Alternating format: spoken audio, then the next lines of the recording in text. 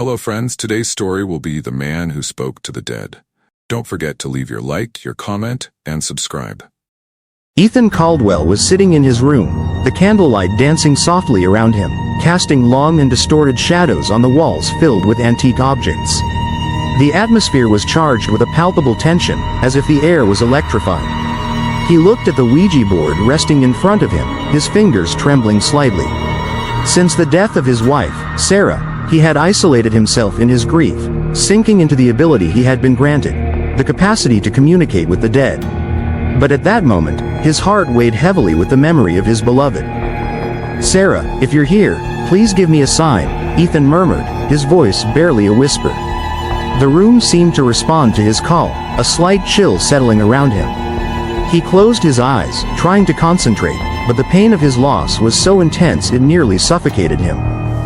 Then, a whisper cut through the silence, a distant echo that seemed to come from all around. "Ethan?" The voice was familiar yet distant, like a dream fading upon waking. He opened his eyes, his heart racing. "Sarah?" he asked, hope intertwined with fear. Meanwhile, in a local bar, Liam, Rachel, and Jake were gathered at a table in the corner. The conversation quickly turned to Ethan and his gift. "Do you really believe he talks to the dead?" Jake asked, skepticism evident in his voice.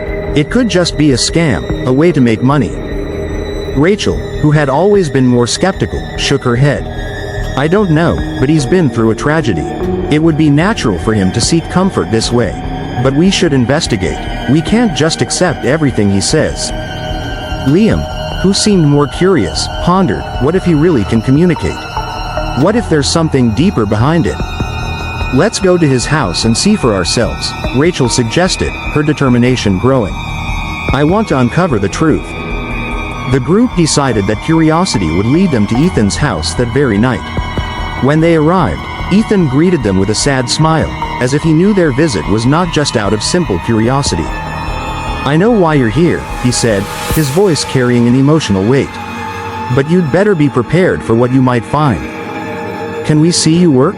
We believe you can show us," Jake said, a mix of excitement and apprehension in his eyes. Ethan hesitated for a moment, but the need to connect with the world he had lost pushed him to agree. Thus, the four prepared for an encounter that would change their lives forever. Ethan Caldwell settled into his worn-out armchair, surrounded by a group of friends who watched him with a mix of curiosity and apprehension. The candles cast dancing shadows on the walls, and the atmosphere was thick with palpable tension. He looked at each of them, memorizing their faces, before closing his eyes and taking a deep breath. The silence was almost deafening, broken only by the soft thump of their racing hearts. "Let's get started," Ethan said, his voice deep and calm. "Focus on the people you'd like to contact. Keep your minds open." The friends exchanged glances, with Rachel raising an eyebrow skeptically. "Do you really think this is going to work?" she murmured, almost to herself.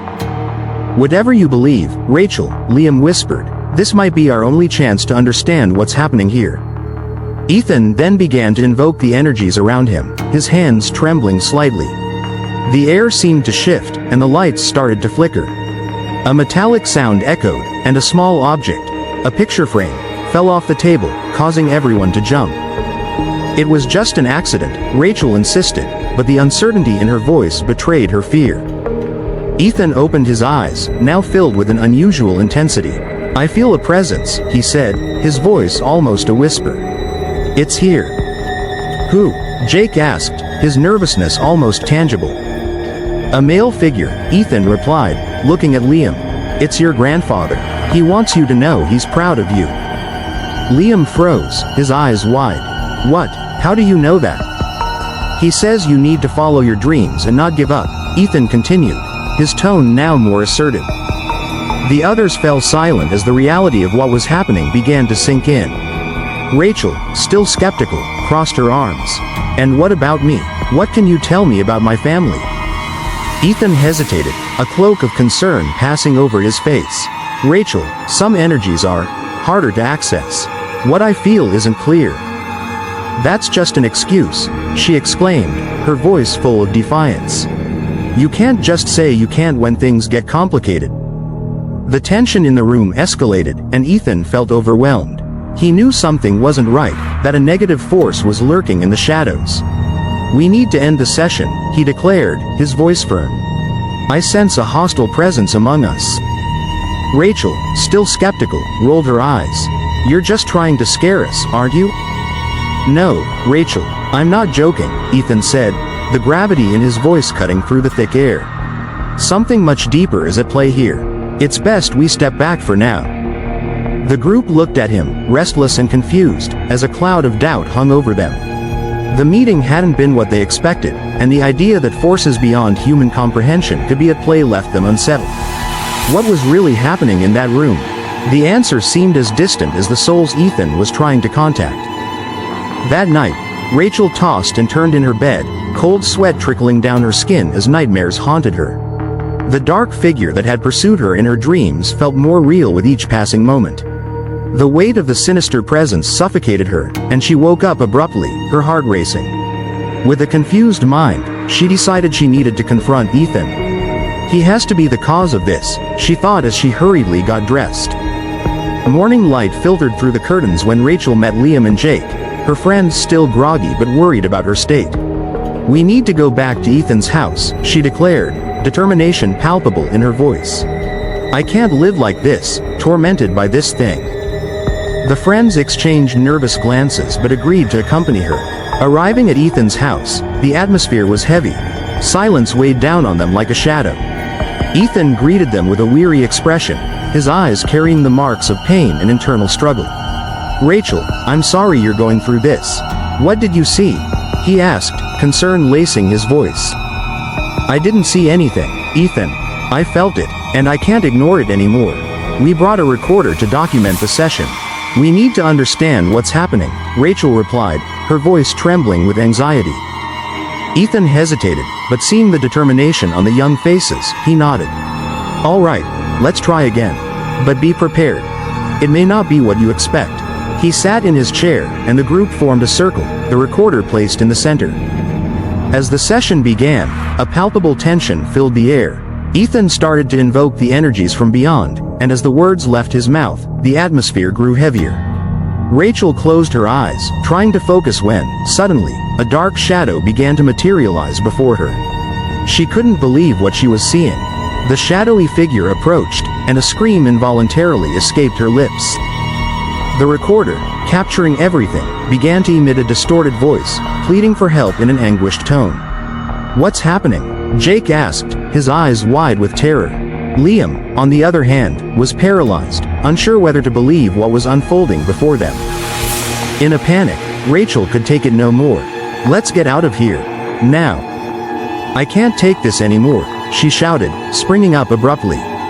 The group, horrified, followed their instincts and ran for the door, leaving Ethan's house behind, but the shadowy figure seemed to follow their steps, echoing in their minds like a nightmare that wouldn't end. The living room of Ethan was immersed in a heavy silence, broken only by the howling wind outside. The group found themselves at an impasse, the expressions on Liam and Jake's faces reflecting their unwavering belief in Ethan's abilities, while Rachel, her face pale, expressed her skepticism. The tension in the air was palpable, and the lit candles cast dancing shadows on the walls, giving the impression that the house was breathing along with them. "We need to find out more about this house," Jake said, breaking the silence. "If something is really going on, we need to understand what it is." "But what if this is all just a ruse?" Rachel shot back, crossing her arms. "Ethan might be a great actor, and you all are falling for it." "You didn't see what happened in the last session," Liam replied, his voice filled with frustration. "That distorted voice? That's not something you can fake." Rachel hesitated for a moment. She knew something was wrong, but her skeptical mind struggled to accept the supernatural. "It doesn't matter. I'm going to find out the truth." With a determined gesture, she grabbed her phone and began to search. With each word typed, a knot formed in her stomach. Hours later, after an intense search, she found information that left her in shock. "Guys, look at this. Ethan's house was built over an old cemetery," she exclaimed, her eyes wide. Liam and Jake leaned in to look at the screen, their expressions shifting to a mix of curiosity and concern. "And that means," Jake started, but Rachel interrupted him. "It means that various tragedies have happened here. Deaths, disappearances, all linked to this place. Silence fell over the group again, but now it was a silence of reflection. Guilt began to seep into Rachel's mind. She felt responsible for doubting Ethan. If I had believed him from the start, maybe. That night, the atmosphere was heavier than ever. The group decided they needed to confront Ethan again. In the living room, Ethan looked paler, his tired eyes reflecting the internal struggle he faced. "I feel like something is wrong," he said, his voice filled with sorrow. "The forces here, they're not just spirits. There's something darker." "We need answers, Ethan," Liam said, determined. "What's happening to Rachel? You need to tell us the truth." Ethan took a deep breath, his gaze drifting to a distant point. "The presence that haunts Rachel, it's not something I can control. It's a tormented soul, and it seeks revenge." Ethan's words hung in the air like a heavy cloud, sending the group into a state of panic. Rachel felt a shiver run down her spine as a sense of despair enveloped her. "Revenge? Why?" "Because she believes that you, Rachel, are the reason she cannot rest in peace," Ethan replied, his voice now a whisper. "This is madness," Rachel shouted, but her voice faltered, leaving an echo of doubt in the air. The group was on the brink of a terror they could scarcely imagine. They huddled around Ethan in the dimly lit room, the atmosphere thick with tension. Liam, his expression troubled, was the first to speak up. "Ethan, you need to stop this. Communicating with the dead, it's not right. It's dangerous." Rachel, still shaken, nodded in agreement. "Yes, you have no control over what you're summoning. We need to end this." Ethan looked at them, sadness in his eyes reflecting the pain he carried. "I understand your fear, but I can't just turn off this ability. The souls come to me on their own. I'm not the one calling them." His voice trembled, not only from fear but also from a deep sorrow for his inability to control his gift. "But you have to try, Ethan. We can't keep going on like this," Jake exclaimed, crossing his arms in anger. The mood was heavy, and the argument seemed to escalate with each word. It was then that a tremor began to shake the house. The lights flickered violently, and a strong wind blew through, extinguishing the candles all at once. "What's happening?" Rachel screamed, her eyes wide with terror. A shadow began to form in the corner of the room, taking on a more defined, more threatening shape. Rachel's heart raced as she realized the dark figure was advancing toward her, its empty eyes locked onto her pale face. "It's her. It's the presence," Liam shouted, pulling Rachel closer to him. "Ethan, you need to do something." Desperate, Rachel turned to Ethan, her voice trembling as she pleaded, "Please, help me." "What can you do?" She was on the verge of collapse, tears streaming down her face. I'll try a protection ritual, but I don't know if it will work," Ethan replied, his voice barely above a whisper. He hurried to gather objects and symbols scattered around the room as the shadowy figure drew nearer. "Quick, Ethan," Jake shouted, feeling the pressure of the atmosphere intensifying. The air seemed to vibrate with a strange energy, and it was clear that the presence was not willing to back down. Ethan began to chant words that sounded ancient, but the dark force seemed stronger than he had anticipated. Panic took hold of the atmosphere, and objects began to move violently, creating unprecedented chaos. No, Ethan shouted, trying to maintain his concentration, but the darkness loomed closer, as if it were about to swallow everything whole. He realized that there was much more at stake than just a simple communication with the dead. It was a battle that would test not only his abilities but also the fate of everyone present. Ethan was in a state of deep despair. The room was silent, except for the sound of his heavy, irregular breathing. He looked at his friends, his eyes reflecting the pain he felt. The dark force. It's not just any spirit. It belongs to a friend who died because of me, he confessed, his voice trembling. The group froze, absorbing the gravity of the revelation. Liam was the first to speak, breaking the awkward silence. "What do you mean by that, Ethan? How is that possible?" Ethan ran his hand through his hair as if trying to push away the disturbing thoughts. "There was a connection between us, something I didn't realize until now. He's always been with me, even after his death. And now, he wants revenge." The tension in the room escalated, and Rachel, who had been skeptical until now, was in shock. "And how do you plan to get rid of him?" she asked, her voice barely above a whisper.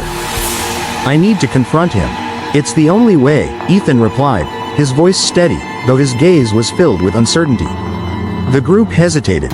The idea of facing a supernatural force terrified them.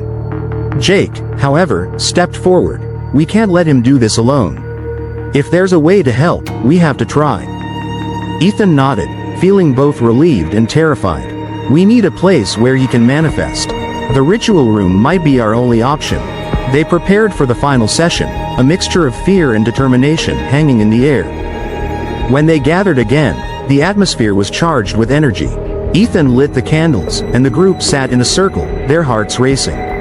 "Whatever the truth is, we need to face it," Liam said, looking each of them in the eye. "We're in this together." Ethan closed his eyes and began to summon the presence. The room trembled, and a blinding light appeared. Then, the shadowy figure materialized, revealing itself as the true essence of Sarah.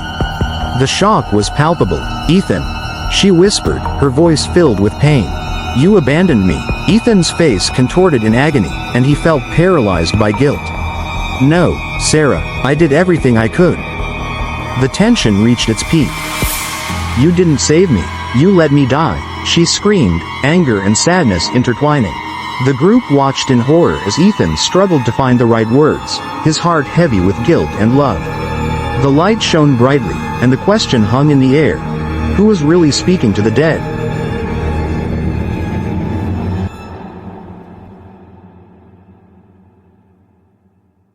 Leave your comment and subscribe to the channel. Enjoy and see other stories on the channel. See you in the next story, if you dare.